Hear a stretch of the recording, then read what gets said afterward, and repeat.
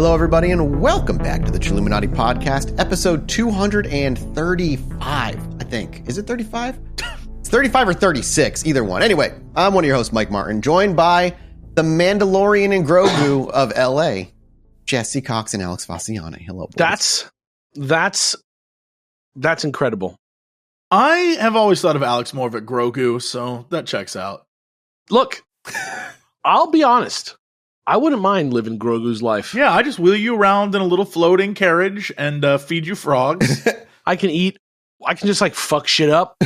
Yeah. There's debate over how smart I am. Like I can just do whatever I want. Like I'm just inside my own little, you know that movie Orphan where the girl ends up being like an old lady. She's like ends up being like a 45-year-old con artist. Spoilers, by the way, for that movie. Oh, yes, but I have not seen that movie. That's okay, though. Whatever. Nobody's missing out. Like, go read the article about the real story. It's way better. That's what I feel like Grogu is. Like Mandalorian is like imprinting on Grogu because Grogu is like a chihuahua. Like he's got the face of a baby, right? He's like soft, he's gentle, but actually he's like 75 years old. And he's like, give me another one of those frogs. I can use the Force. Like him and Luke are like, what's up, man? And like Luke understands what Grogu is. He's like, Grogu, we are equals. And that's how Grogu is. He's like, you have to choose between being evil or good, Grogu. And Grogu, like whenever Din Djarin shows up, he's like, like it's a totally different guy. It's because it's like a pet. He's like a little pet. Yeah, he's like code switching. Grogu wears armor, dog. Oh God. That's weird. How did you get so deep into this analytical? I'll tell you this. I didn't write it down. No shit. You didn't write it down. It's just like, and I stand correct that he is the most Grogu amongst us. Sure. It feels like you've just thought about this a lot. Not really. I'm just kind of flying by the seat of my pants.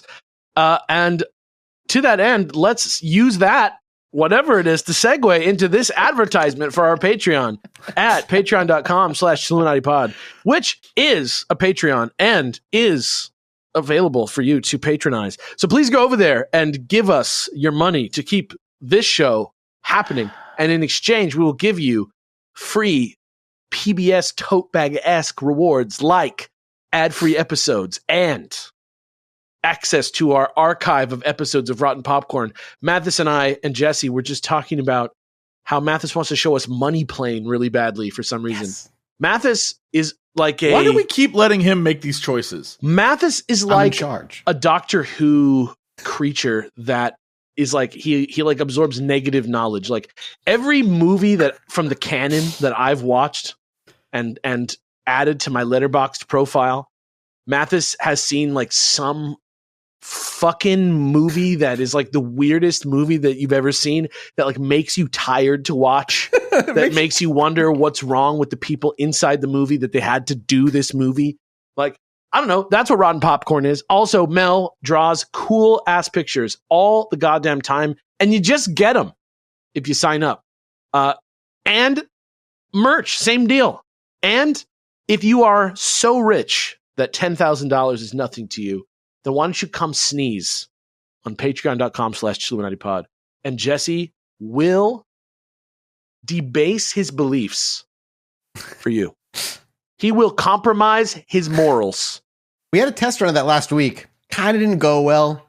Jesse couldn't let go of his morals for very long. He will compromise himself rhetorically. That's because no one paid. I'm not going to compromise myself for free. Yeah, that was the demo version. It was a test run. You know how this works. You got to give them the good stuff first. I gave them a little bit. They got a little bit of it, and I'm going to let you know you can get more, baby. That was the PlayStation Magazine demo disc. The PlayStation Yeah, you got to get the demo disc, the one with Metal Gear Solid on it.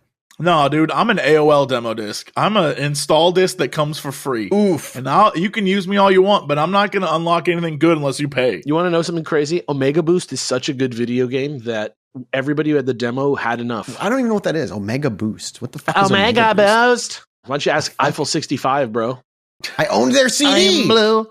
I had X-Files. You don't remember the song about the PlayStation?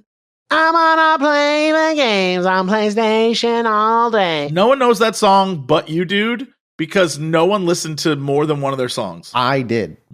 I guess that's one of those big country hits that Mathis knows that I missed on my negative knowledge. My negative knowledge. That's why I know the PlayStation game. I owned like total of 4 CDs in my life. I bought a huge radio with my first paycheck ever. And one of them is Eiffel 65s? And I owned that. I owned Astro Lounge. I think I've said 1 million times. I had Will Smith's like Millennium CD.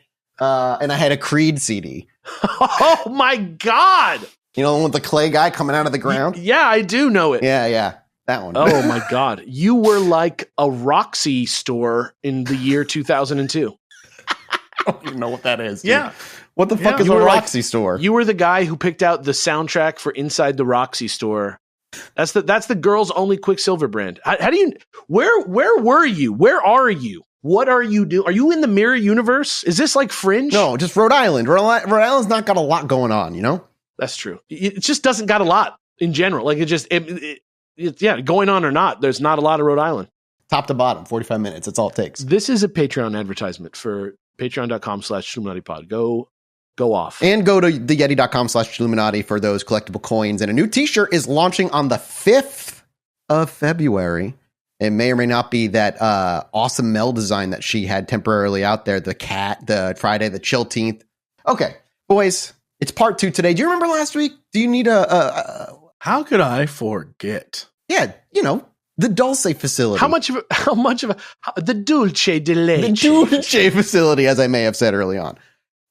Last week in the part 1 of this 2-parter of the Dulce Facility, what that was really just kind of a breakdown or a kind of a general idea of what this place is, the floors that are kind of have that it has with the different species on it, and what is, you know, kind of going on in there, along with a few notable names that were able to provide, quote unquote, and I say provide with heavy quotations, this information after being in the actual base itself. But today, as I promised last week, we're going to talk details. We're going to talk intrinsic details as to what is actually going on at that base. The rebellion that I talked about, that we briefly mentioned last episode, including the name of a reptilian that helped them form the rebellion to get out of there. And how our dear... Sebulba. I mean, hold on to that. Sebulba. Hold on to that. You maybe not... This is, and then at the end, we're talking about how he gets out. And then we're going to talk a little bit about how maybe Dulce does exist, but it's much closer to an Area 51 style thing, where Area 51 was denied to exist for a long time until they eventually admitted it. Dulce may be similar in that it may actually be just not like a huge alien base, but a military base where maybe they test technology. And a lot of this story is padded with a lot of nonsense purposefully so that nobody worries about what actually is happening in Dulce, New Mexico. And I don't know if you guys have gone to the subreddit since last week, but 2 or 3 people who live in that area talk about all kinds of shit that actually happens out there in Dulce. It's interesting. I don't know if you read any of it. Did you? I caught a bunch of it. I feel like saying that it might be more like an Area 51 situation is kind of like a loaded thing to say, because okay. I mean an Area 51 situation in that it exists, and I'm leaving it at that. No more than like, I'm not saying aliens are there or technology is there, only that it is a government facility that truly actually exists. Yeah. You know what? I'll take that. I'll buy that for $1.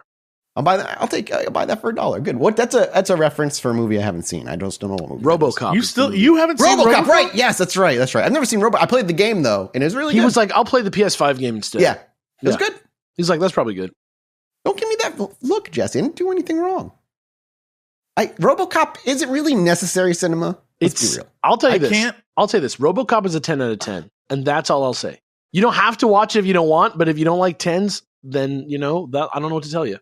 You've never seen Red Foreman shoot a man's entire body off. The fact that hasn't happened to you is shocking. Yeah, I haven't seen that. But I also didn't watch that 70s show. So. But hey, you knew who Red Foreman was, so that says all you need to know. It's true, I did. The best scene in RoboCop is the one where the guy gets shot in the van and he runs into the toxic waste, and then the toxic waste like goes through the van, and then he climbs out the back of the van, and he's like a toxic waste zombie now. Oh, and then 10 minutes later, he's like, yeah, he gets hit by a car. Oh, that's awesome. Yeah, he gets hit by a car and like shredded into pieces. Yeah. RoboCop fucks, and it's like a satire. It does sound like fun. Then I'll have to watch it. I'll put it on the list of things to see when I hang out with you guys when I go. Blu-ray. Yeah, Let's exactly. We'll watch it when I get down there. Today, though, it's not RoboCop, it's the Dulce Facility, a much more interesting topic for conversation. Or they're building RoboCop at the Dulce Base, which sounds pretty sweet to me. It does indeed. So last week was kind of an attempt to put together. Time out. Okay. Time out. Okay. All right. Go ahead. Go ahead. No one could see this. This man looked directly to camera. And he was like, it sounds sweet to me. And then stared at the camera for 30 seconds of uninterrupted eye contact. Mathis moved on like it was nothing. But I have to, man. There's nobody can see this other than us. I can't let that slide. What's the point of doing this if we can't have the time of our lives? This man literally made a terrible pun and then looked at me because Mathis was moving on. Looked at me for like support. Sometimes when you want to laugh, you got to follow the advice of Britney Spears. You know what it is? You got to work, bitch. Remember that song? No. Work, bitch by Britney Spears. What else do you want to talk about? Everyone knows that song. What else do you want to talk about today? Dulce Base. Yeah, well, Dulce Base, please. So last week, I kind of put together a general idea from multiple sources, from various people who have heard things, who have read things, who have seen things, but only one individual claims to actually have been within the Dulce facility, to actually have seen its floors, and actually know what's operating within there. And that man is a man we mentioned last week, a man by the name of Thomas Edwin Costello. And today, we're going to go over pretty much all the details he gives out. He has supposedly pictures. The Dulce papers supposedly come from him. And there was only ever one interview that was leaked, and I could only find it on the website auricmedia.net. So just understand this is some secret, deep down, hidden information from the government that's totally filled with truth. And don't worry about questioning any of it. It's just chilling on a .net. It's just chilling on a .net somewhere. It's using that Frodo and Samwise Gamgee security method. Really?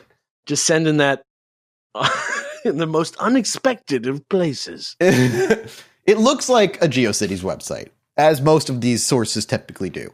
So we're going to look back real quick at who Thomas Edwin Costello was. This man was allegedly a former security technician employed by the Rand Corporation, and Thomas claimed to have worked The Rand Corporation from Marvel Comics? Yeah, them, exactly. He also claimed that he worked deep within the bowels of the Dulce facility, a place so secretive that its very existence is the stuff of legend. The early years of Thomas painted a picture of an ordinary man with a very, how he claims, an extraordinary destiny. As a young sergeant stationed at Nellis Air Force Base in Las Vegas, Nevada, his life was, just typical military fare. His role as a military point of order as a human being in this life. If anybody tells you that it's their destiny to do anything, just peace out. Just don't. What if they just say they feel like they didn't realize they were going to have an extraordinary destiny? That's the same. It's the exact situation I'm describing. That's exactly the situation I'm describing. You should get on a Greyhound bus out of that town, skedaddle, the figurative town. Stay home. Don't give up your home. Maybe buy some residencies and settle down. Settle down in that town and live in a land where your destiny is extraordinary. I don't know about that. He had a role within the military as a military photographer. However, Mathis might be sociopath. No, I'm not. But he says being a military photographer gave him top secret clearance, and that literally led him into the world far removed from the mundane normality that he was accustomed to. Is the logic on that just like, somebody's got to take pictures of the secret stuff. Yeah, it's kind of so the who logic. Who do you think it is? Pretty much me. Yeah. That's how I got that's what it seems like. And that's how I beat Shaq. Yeah. Thomas's journey into this world of the insane began with a transfer to West Virginia, where he trained in advanced intelligence photography. Working inside a mysterious underground installation, his clearance was elevated to TS4, a level that basically was like the secrets beyond secrets beyond secrets. The stuff that even the president doesn't know about, super secret tech coming from, quote unquote, the brightest minds in the country. I thought you had to pay L. Ron Hubbard like $30 million to get that high up. Well, he's dead now. No. No, it's fine. Yeah. No, all you gotta do is watch one episode of guys, I know it's South Park. Time out. I just want to let you know an old man moment just happened there. I just forgot the name of South Park. I know the name is South Park, and I was going to say you just got to watch one episode of South Park, but what was about to come out of my mouth was you just got to watch one episode of those boys in Colorado. Those young whippersnappers out there in the snow holding it down and saying all those swears. I don't know why instead of just saying South Park, I was like, the boys in Colorado. Like somehow that was Where's the same. my nephew? Derek, get me a Werther's. As you age, your brain just changes and you can no longer remember things as they are. I remembered it, and it wasn't like I forgot it thing. It was literally I just instead was like, go ask them boys in Colorado. Like somehow that was the same. You're that dude in Napoleon Dynamite who's just like,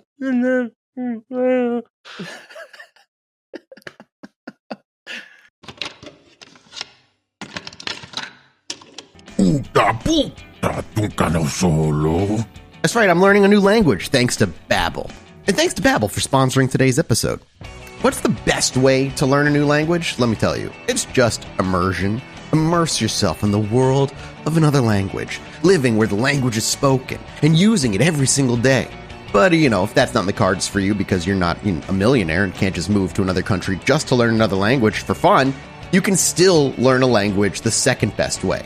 And that's with Babbel.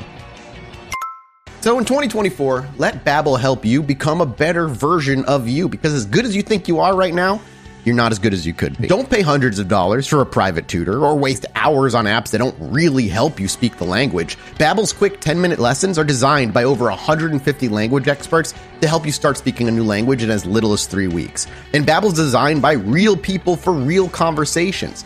Tips and tools are approachable, accessible, rooted in real-life situations, and delivered with conversation-based teaching so you're ready to practice what you've learned in the real world. And it's been maybe 15 years since I've taken Spanish, and living in Texas, learning Spanish has been an absolutely wonderful thing for me to do. And I'm not very good at it, but I'm getting better. Ready? Here we go. Hola, me llamo Miguel. Babbel has over 10 million subscriptions sold, plus all of Babbel's 14 language courses are backed by their 20-day money-back guarantee. So here's a special limited-time deal for our listeners. Right now, you can get 55% off of your Babbel subscription, but only for our listeners at babbel.com/chill. That's 55% off at babbel.com/chill. That's spelled BABBEL.com/chill.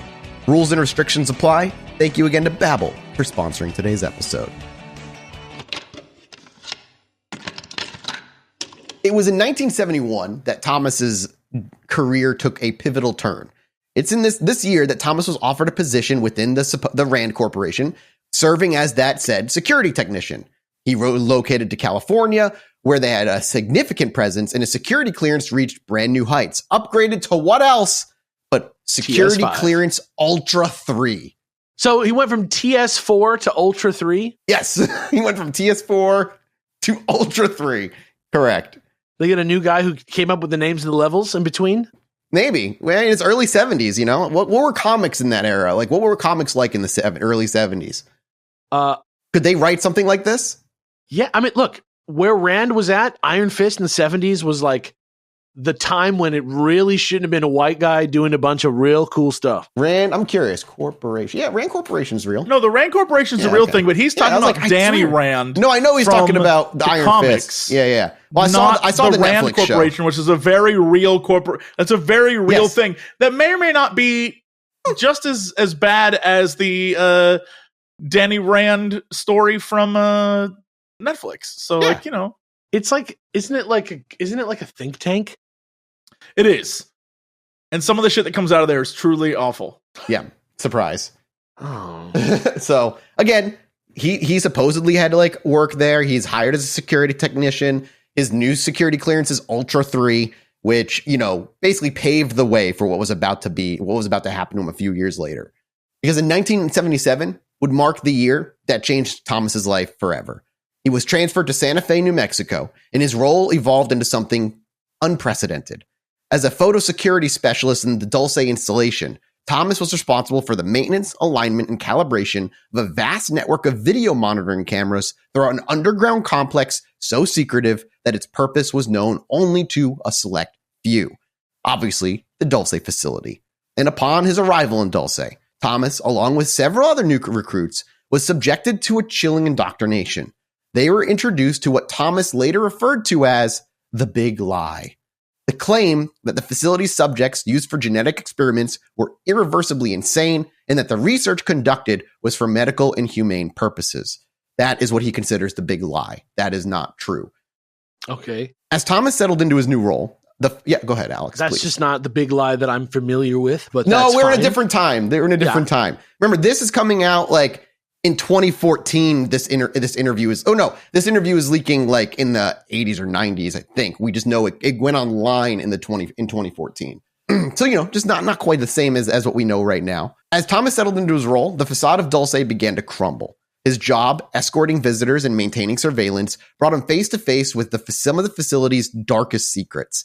The base, he discovered, was a hub for joint alien/U.S. government operations, a fact that was as exhilarating to him as it was terrifying. And his initial encounters with extraterrestrial beings, greys and reptilians alike, while thrilling, dangerous equally so. Yet, as he delved deeper into the labyrinth of Dulce, he realized that the reality was far more sinister than he had even come to believe on his own from just his interactions. The facility, shrouded in secrecy, was a place where ethics and morality were abandoned in the pursuit of unspeakable scientific, quote-unquote, objectives. Thomas Edwin Costello's time at Dulce Base was marked by an escalation of disturbing discoveries, but none more so than his experiences on the 6th level of this multi-leveled complex, infamously known as he dubs it, quote-unquote, Nightmare Hall. So level 6 of this giant multiplex, he's dubbed Nightmare Hall. This is what the heart of this Dulce facility is supposedly like, a place where the most unimaginable experiments were said to occur, far beyond the scrutiny of the outside world, held to no rule or law. As Costello navigated the corridors leading to his clandestine level, the air he felt would grow thick, and he immediately had a sense of foreboding. The doors to Nightmare Hall would open to reveal a labyrinth of laboratories and holding cells, each unveiling a new, horrific experiment being done. According to Costello, Nightmare Hall housed a series of extensive laboratories where genetic experiments were conducted by a mix of human and alien scientists. These experiments were not just on animals, but on humans as well. He described seeing human-animal hybrids, we talked about that last week, manimals, biologically engineered creatures that defied nature's laws. Some resembled mythical beasts, while others were grotesque amalgamations of a species. You think like a chimera, and then you think like, what's that fucking anime? What? Alchemist, Full Metal Alchemist, where like that dog daughter, like horrifying amalgamation, like that's what I think of. What are you talking about? That never happened, and it's not something to ever think about, dude. Oh yeah, right. Sorry. He would recount in this interview, rooms lined with tanks that were filled with an amber liquid where embryonic forms would floated, connected to life support machines. Some tanks held what appeared to be fully developed humanoid forms, exhibiting physical characteristics alien to any known species on Earth.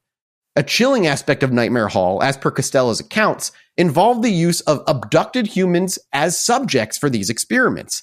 People who vanished without a trace from the Earth's surface found themselves in the clutches of the Dulce facility. And Thomas spoke of encountering disoriented and frightened humans kept in cells, awaiting their turn in the experimental labs for whatever diabolical experiment they were going to be subject to next. So a lot of the alien abductions, they're saying, is basically they're being brought to Dulce facility, whether it's the Greys taking them, or maybe it's government psyops taking them off the streets. And I believe, if I remember correctly, Missing 411 sort of alludes occasionally that maybe the people going missing are being shipped off to government facilities, including things like the Dulce facility. Yeah, the tunnels that mysteriously match up and then they go down a slide that leads them all the way to the Dulce base. Yeah, it's like, exactly. But if you take the wrong slide, you're going to end up in the back room. So just be careful. But yeah, like he's saying all kinds of horrifying shit are being done here. And the people who are abducted, this is where they fucking end up. These individuals, he claimed, were subjected to the genetic manipulation, often resulting in painful and irreversible transformations. He recounted the despair in the eyes of these captives, a haunting reminder for him of the human cost that he could never forget of this facility. The 6th level also housed advanced technologies that were far beyond any known human capabilities or inventions. Costello mentioned devices capable of just simply manipulating DNA on their own.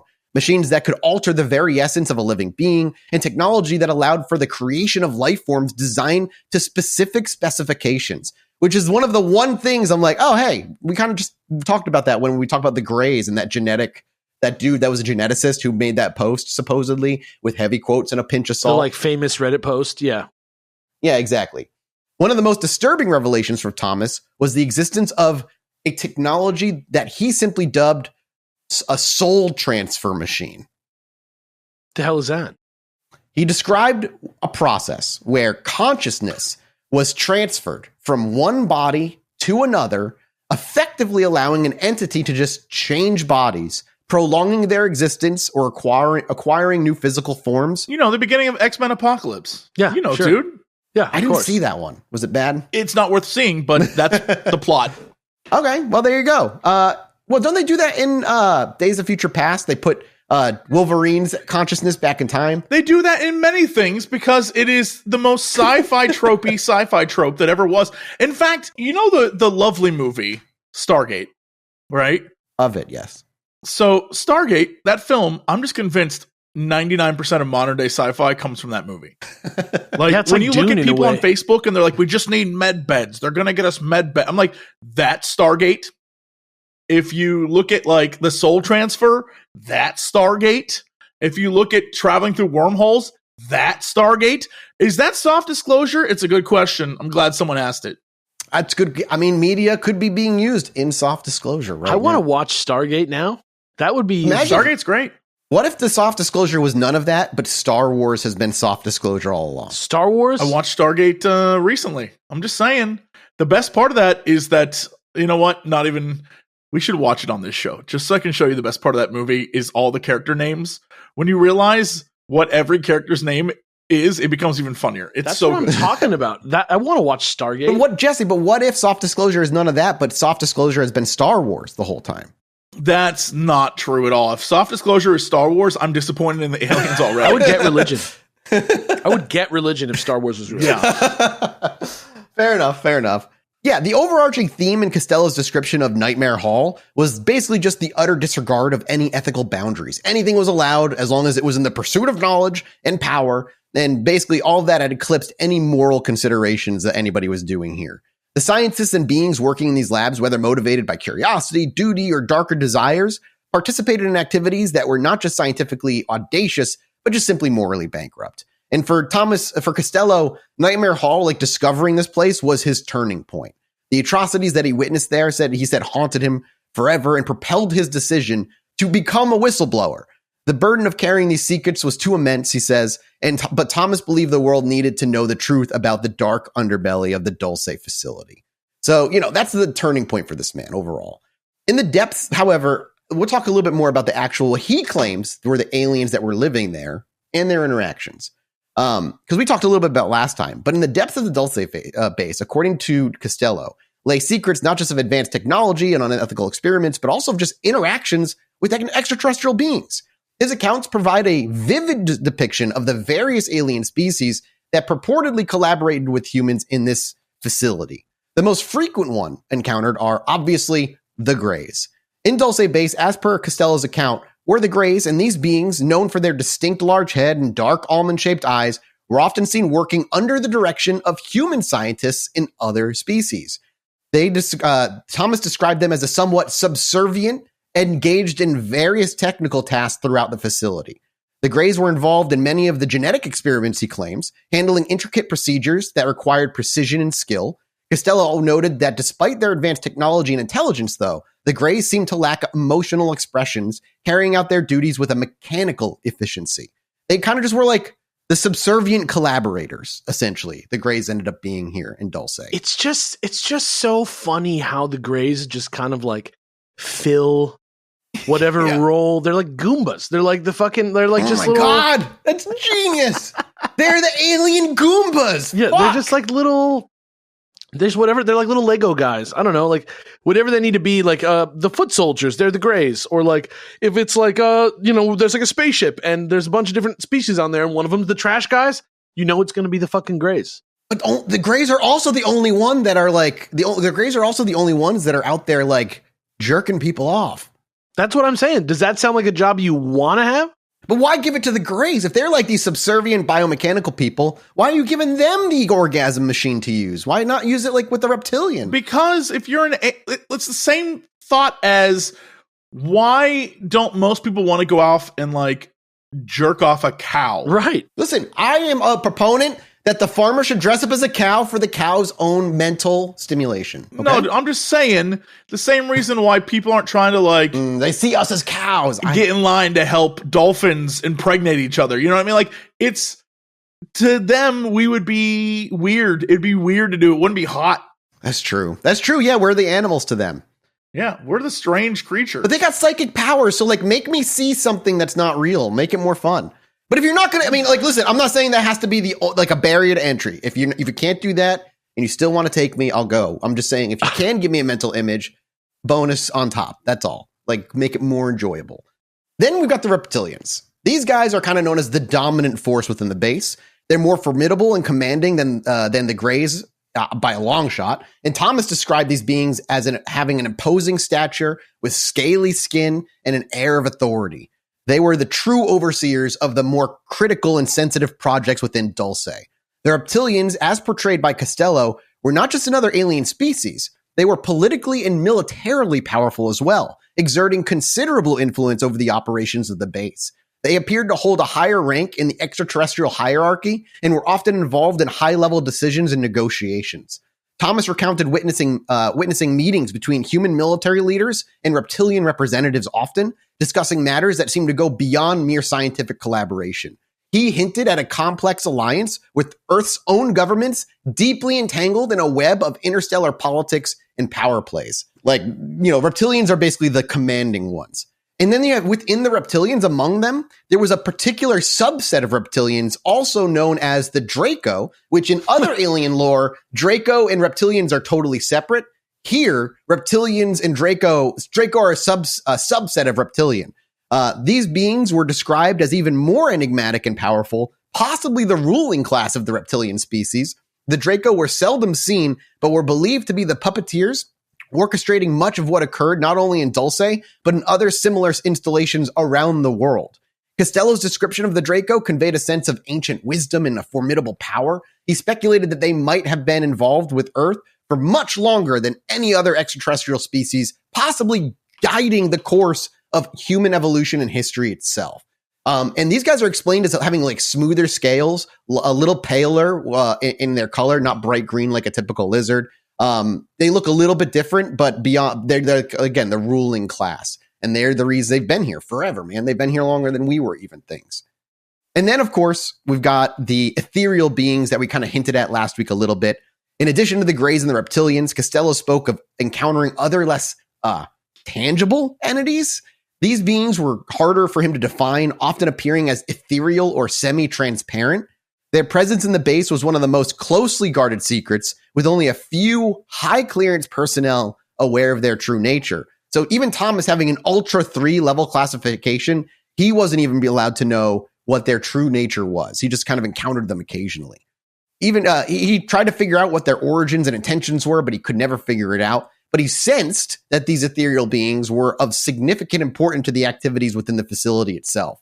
Their interactions with the physical world were limited, but when they did engage, it was with a purpose that seemed to transcend the mundane concerns of the base, whatever the fuck that means. Thomas's words sometimes are a little bit on the vague side. But yeah, these ethereal creatures are kind of just like around. Don't laugh. Thomas's words are vague for his own safety, okay? Whistleblowers got to look out for themselves. And sometimes you can only leak safely an interview to oricmedia.net. So, I understand. So there you go. There's like a rundown of the major races, really just 3 of them. Now, granted, we have stories and supposed sources say Nordics and all of them were in there as well. But according to Thomas, this is the only things that he saw while he was there. And he's the only one that claims to be from the base as a whistleblower who worked there.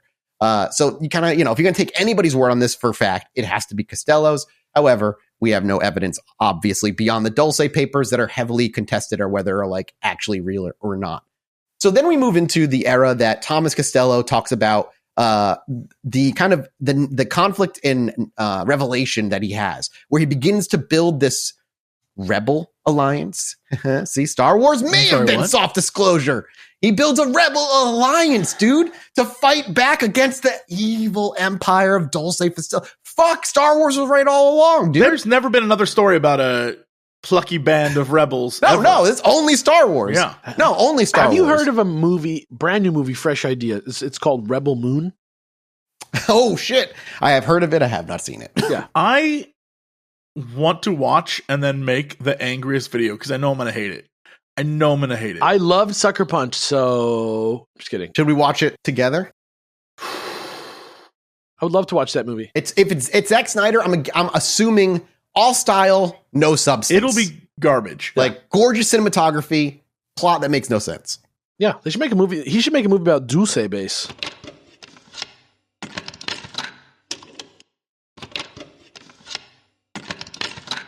So Costello's like tenure at Dulce Base or Dulce Facility, whatever the fuck you want to call it, was not just like a journey through the physical depths of a secret facility, but also became a descent into a moral abyss. The sick, twisted mind of its creator. Oh, fuck.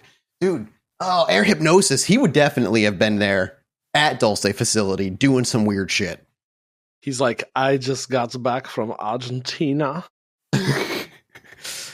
Did you know the 8-ball is different there? It's just like, you know, the torture and then the drugs, because he made the 8-ball machine and then the drugs. I remember the whole bit. Is there 8-ball? Is there a drug? Or you call a speedball in drugs? I don't know. I don't do too many drugs. It's all right. Don't worry about it. Like you've okay. never sounded. Educate me. I want to know what it's called. You've never sounded more like a narc in your life than right now. so don't worry about it. This moral quandary for Costello really drove him from this point on. The realization of what truly was transpiring within the walls of the space, far from the eyes of the public and under the guise of national security, shook his very beliefs. And day by day, as Thomas navigated the complex network of Dulce's levels and interacted with its unusual inhabitants, he began piecing together a disturbing picture. He observed the treatment of the human subjects and the alarming nature of the experiments, the ethical lines that were crossed in the name of it, blah, blah, blah, advancement, collaboration, the usual with extraterrestrial beings became increasingly apparent to him. Thomas's conscience was deeply troubled by the plight of the human subjects, many of whom seemed to have been abducted from their just regular lives, only to find themselves in the grip of the nightmarish reality of Dulce Facility. The screams that echoed in the hidden chambers of the base, the look of despair in the eyes of the captives, and the secretive discussions he overheard among higher-ups all pointed to a sinister agenda far beyond mere scientific research. And haunted by what he had seen and learned, Thomas covertly reached out to a few like-minded individuals that he had come to know over his time working within the base. This group comprised not only of sympathetic human workers, but also a few alien entities. Several metahuman participants, including Professor Xavier. That would be fucking sick.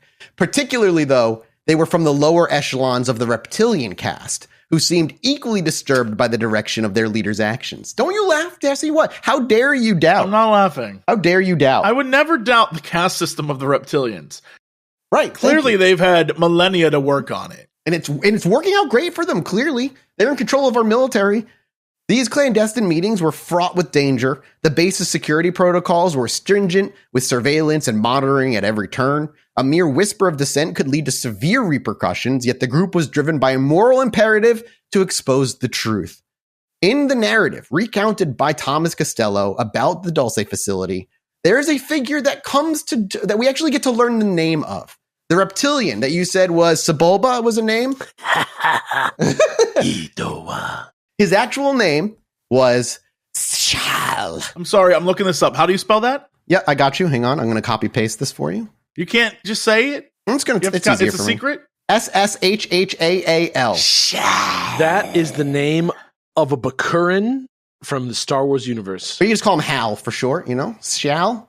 Shall we dance? You might be saying, what are lower caste members of the reptilian species? What do they do at the Dulce Facility? What are your guess? What do you think lower caste members of the reptilian species specifically? So there's still like a high class among the other species. Mm-hmm. But we're talking about like the lower end. So maybe like like an assistant or like a okay. They walk around with like a little pad. Yeah, or middle management types. Gotcha. People who take meetings that their rich bosses would like to skip to do fun reptilian golf tournaments and things. Honestly, they'd probably enjoy if that was the case. Because the lower echelon of the reptilian caste, this man was a janitor. Okay. Shal was just a janitor. Okay, because that fucks me up because I would have imagined for sure that the Greys would have been the janitors.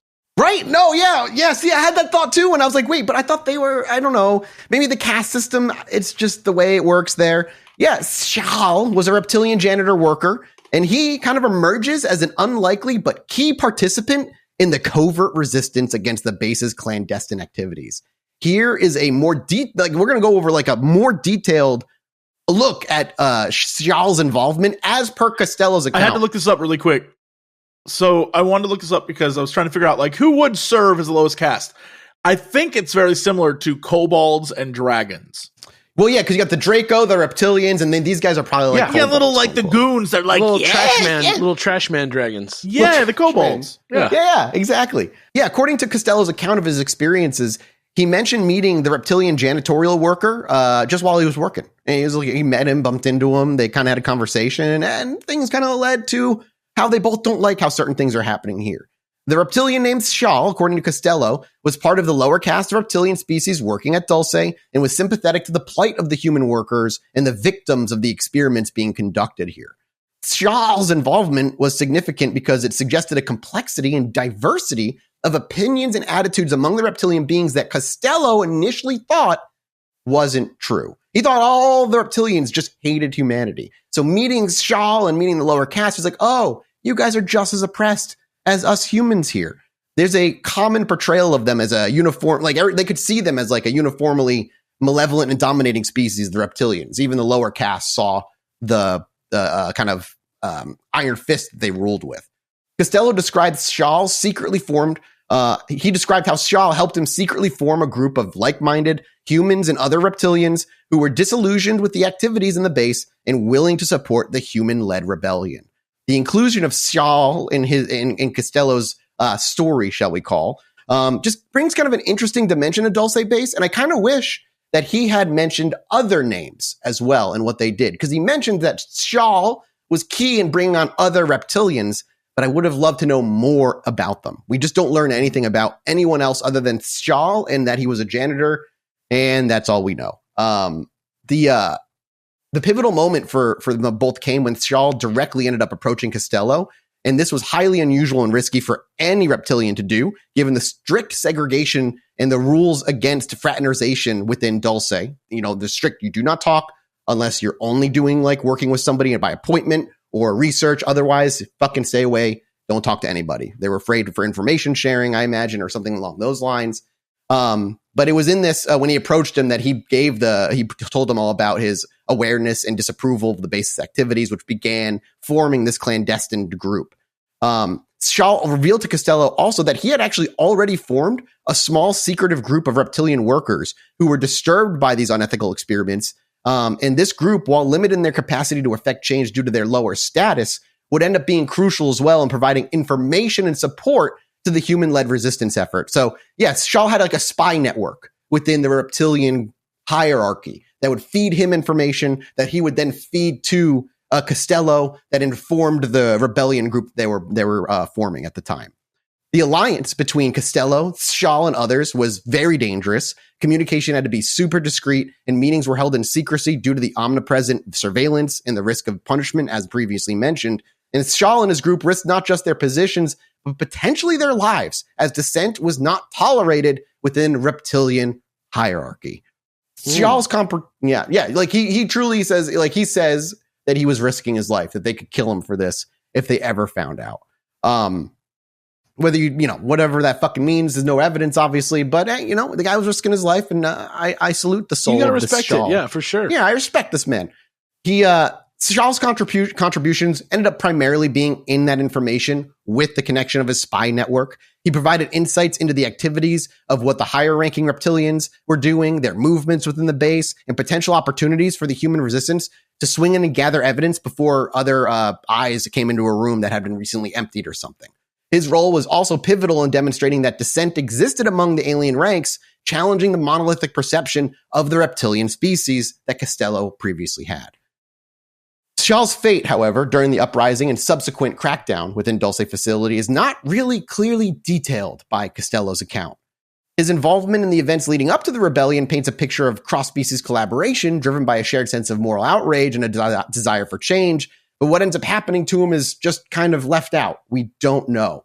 The story of Shaw as part of the base narrative for Costello kind of just like adds another layer of like storytelling complexity and more ambiguity and maybe even confusion to the story. But I don't know if this man is truly making it up, which obviously I think he is. I don't understand the point of bringing up this character and making this character and then just like not at all finishing the story. You know what? Sometimes you just fall in love with an OC. And you just gotta don't want him to die. You just gotta let it ride for a little bit. You know what I mean? You gotta let it be what it is. You think Shaw was like Thomas's OC? Like he like truly fell in love with this character? It's the only one with the name. It sounds exactly like when I made a fighting game when I was 11 years old on paper and I just drew it with my hands when I was like super into Mortal Kombat Trilogy. That's the name of a character that I would make. Shaw with like two of each letter. Except literally. For the L? Yeah. Like, come on. Yeah. Met this alien named X Sephiroth X, and he was really cool, dude. He had a huge sword, bro. We got to move on. The rebels, as they might have, as we should call them, devised a plan from this point on to bring the realities of Dulce Facility to the light of the public. Thomas was given his role in security, played a pivotal part in gathering evidence. The very documents and photographs that would later be known as what we mentioned last week, the Dulce Papers.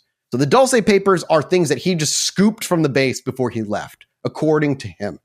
Do you need a relink to the Dulce Papers, by the way? I got you. Don't worry. I would love one.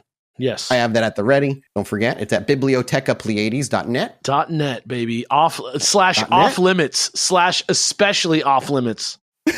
You see that?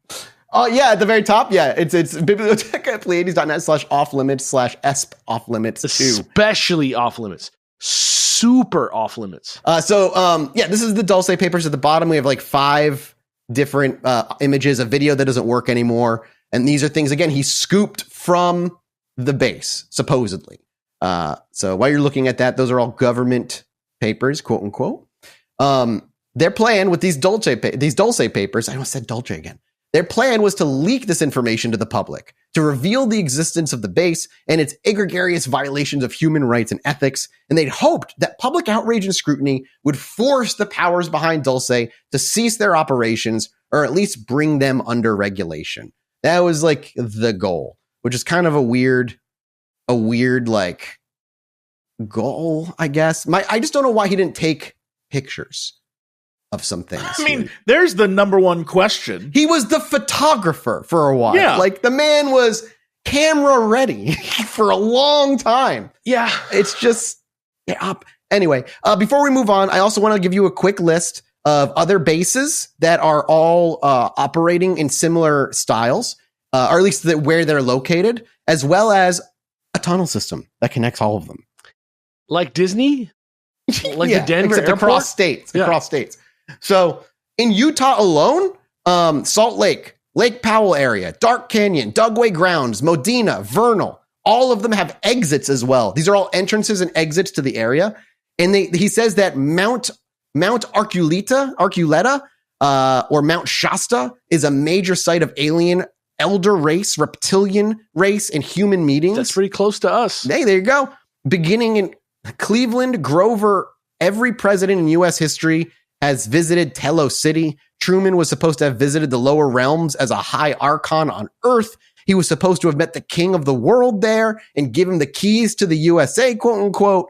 Mount Arculeta has a shuttle system that connects with other bases that moves through Mount Shasta and connects these other bases across the state and across states and cities. I've never been more convinced that the internet was a mistake.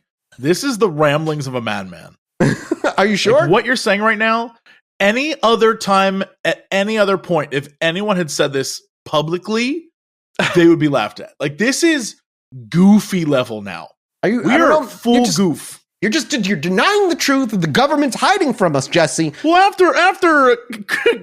after Grover Cleveland, after Garfield went to go visit the king of the earth and give him the keys to the United States, like, that is nonsense. I mean, you say what you will. I don't know what to tell you. I will say what I will. That's utter garbage. Prove it's a lie. Prove to me it's a lie, Jesse. Go ahead. You know what? That is the inherent problem with all this. I simply can't. Exactly. That's how we deal with facts here. We prove they're true until proven false. Yep. Now, he had Ultra 3 level clearance, and he had heard rumors suggesting of lower levels that he needed Ultra 7 level clearance to access. He does say he wasn't able to get there, but he did hear a lot of talk, and he did say that he saw elevators that were quote unquote off limits unless you had Umbra or higher security clearance at the base. Okay, which is TS4 even higher than Ultra. TS4, Ultra 3, Umbra. Yep, you got it. This is like worse than Xbox. This is worse than Xbox. What sucks about that is that, like, there's T3 and there's T3R. Like, those are real security clearance things. There's, phased, and then there's like national agency check things and X's, but okay, it's like partial true, and then throwing in things like I had Umbra level. Like, suddenly it's like, bro, you don't even know. It's the same thing as Shawl. It's the same thing as Shawl. It's like a little too edgelordy.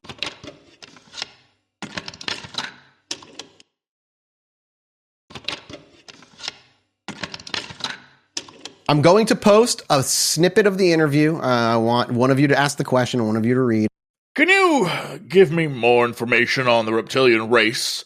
What do they do on the 6th level, the area called Nightmare Hall? The worker caste does the daily chores, mopping the latex floors, cleaning the cages, bringing food to the hungry people and other species. It's their job to formulate the proper mixture for the Type 1 and Type 2 beings that the Draco race has created. The working caste work at the labs as well as at the computer banks. Basically speaking, the reptilian races are active at all levels of the Dulce Base. There are several different races of aliens that work on the east sections of level 6. That section is commonly called the alien section. The Draco are the undisputed masters of the 5, 6, 7 levels. The humans are second in command of those levels. I had to argue with one large draconian boss frequently. His name is difficult to verbalize. Karsh. I actually called him Karsh, and he hated it. The draconian leaders are very formal when talking to the human race. These ancient beings consider us a lower race. Karsh called me Leader Costello, but it was used in a sarcastical way. However, the worker caste is friendly enough, as long as you allow them to speak first. They will answer if you address them. They are very cautious beings and consider most humans to be hostile. They always seemed surprised when they found many of the humans were open and trustworthy. There is no fraternizing with the aliens off hours. It is forbidden to speak to any alien race in the halls or an elevator without a clear business-oriented reason. Humans can talk to humans, and aliens can speak to aliens, but that is as far as it goes. At the worksite, however, it's different. There is free speech in the labs. The camaraderie found in the labs also reaches the computer bank section. In those areas, everybody talks to anybody. Think they're sharing memes? Is that what's going on? I think that's what's happening. I don't know if the alien memes are very funny. However, everything changes the minute you cross the threshold of the camaraderie found in the labs. Oh, wait. Cross the threshold of the hall. Instantly, all conversations become strictly formal. Hard as it was, several times I had to arrest someone simply because they spoke to an alien. It's a strange place. And that is one answer to one question out of like and he 20 just to said 30 that. fucking questions. And he just said that. He just spoke that. Definitely not a written line. Definitely spoke that out to a person who asked him. Formulated it in that way. But, that's to give you an idea of how this man kind of gave information out. But he gives a very detailed idea of the reptilian caste system. Do you feel more educated? I feel like I have more information in my head, but they're about as educational as song lyrics. Okay? That's a very nice way to put that. Yeah. So, all right, we're done with just like listening to we'll go back to the actual outline of the show here. And we're moving into the ensuing chaos of the rebellion that was about to happen. Before the group could enact their plans, disaster struck. Somehow, the base's higher authorities got wind of the brewing dissent, and a crackdown ensued, swift and brutal. Costello described how, in an act of ruthless efficiency, a military strike team entered Dulce, targeting not only the human conspirators, but also any alien entities that were seen as collaborators. The corridors of Dulce, once the silent witness to covert atrocities, now echoed with the sounds of gunfire and panic. It was a kill on sight. Like I said, their lives were at risk. He was right. Like, the military came in and started putting people down.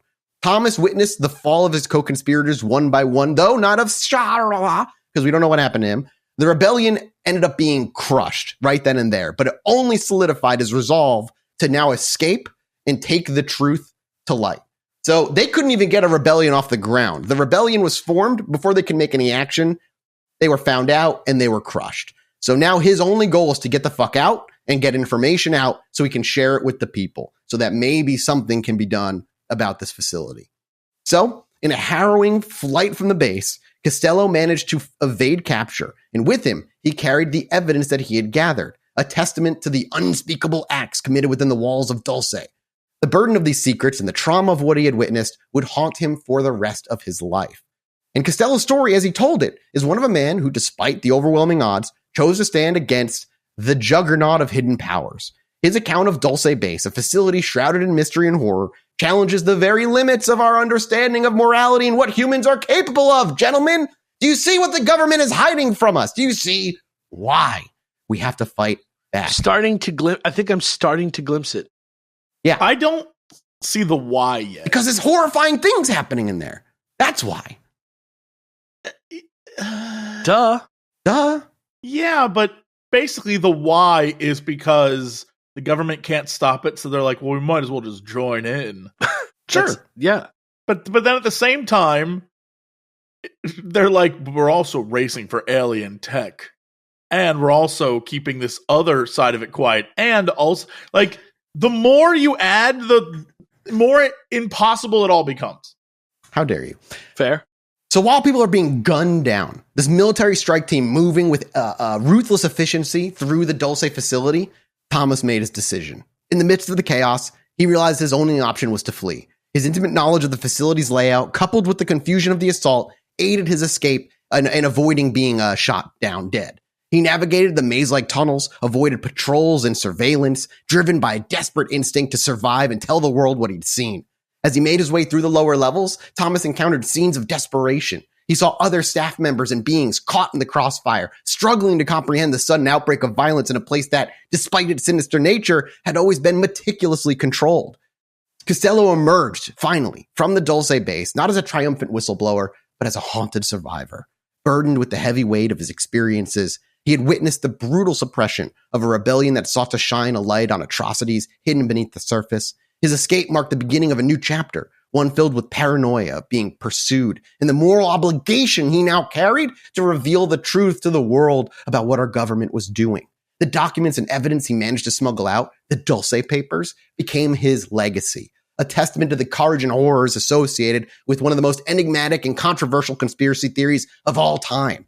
The story of the uprising and its crushing defeat within the Dulce base, as narrated by Costello himself, leaves us with a chilling portrait of resistance in the face of an overpowering shadow authority. It's a reminder of the lengths to which such powers might go to preserve their secrets and maintain their agendas and control the human population with a fist like Iron Fist, and regardless of any ethical or human cost. Costello was a hero and a whistleblower who now found himself in exile. He narrowly escaped the deadly purge at Dulce. Costello found himself a man on the run, carrying with him the secrets of one of the most secretive installations on Earth.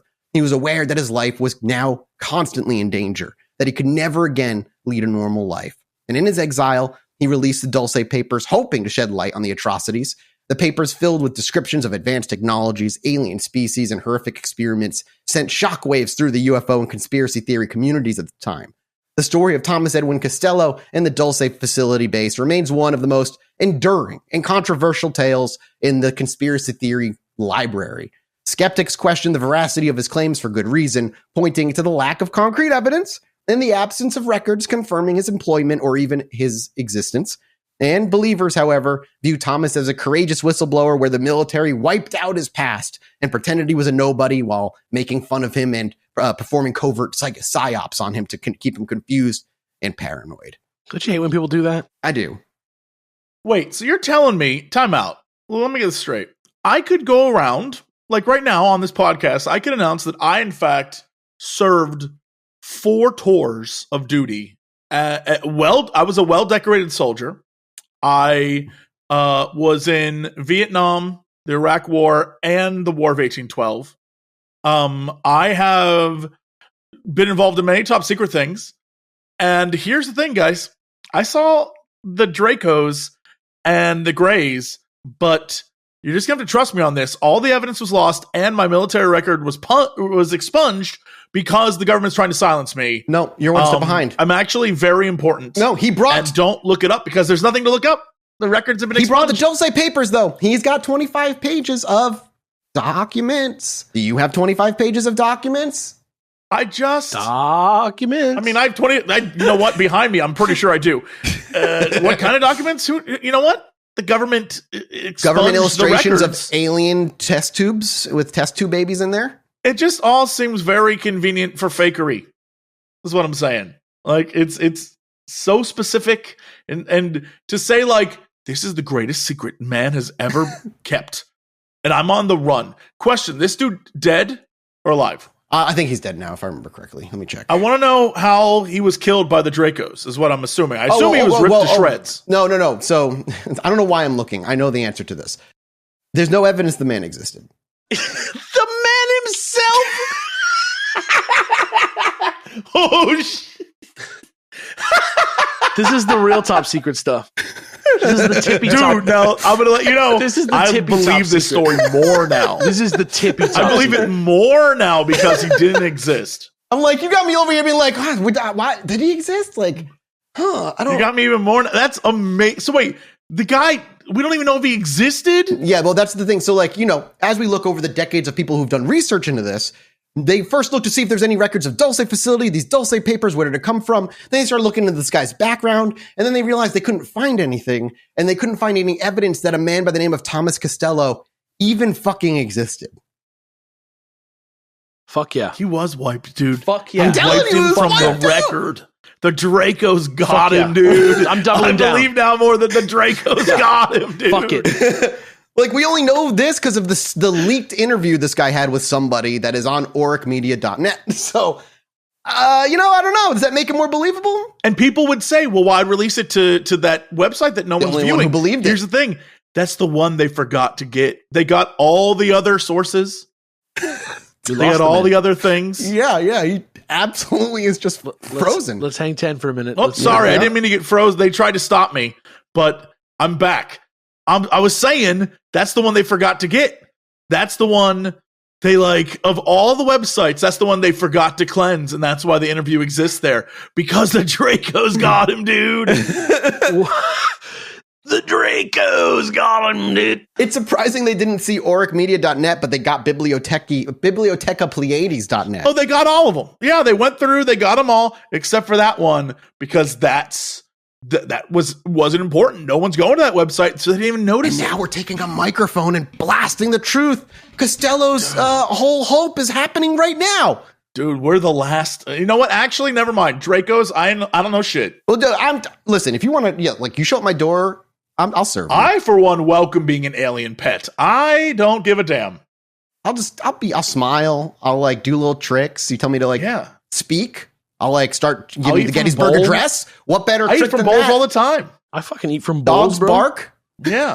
Dogs bark. Give me a little bed in a bowl, and then you watch me as I poo. Bed in a if bowl. anything, I'm in the dominant position. What if they give you a little girlfriend, but it's not like a human girlfriend? It's like a robot they made that's to just sate you. Hey, it's a little robot. What do you mean sate?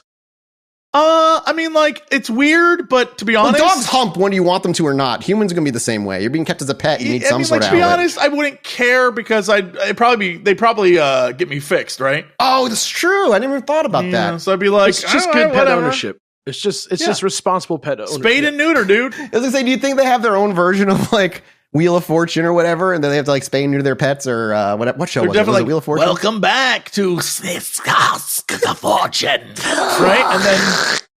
And then their host Bob Skasnorg is he's like, get your pet spayed or neutered. This is like a picture of some humans that are just like happy.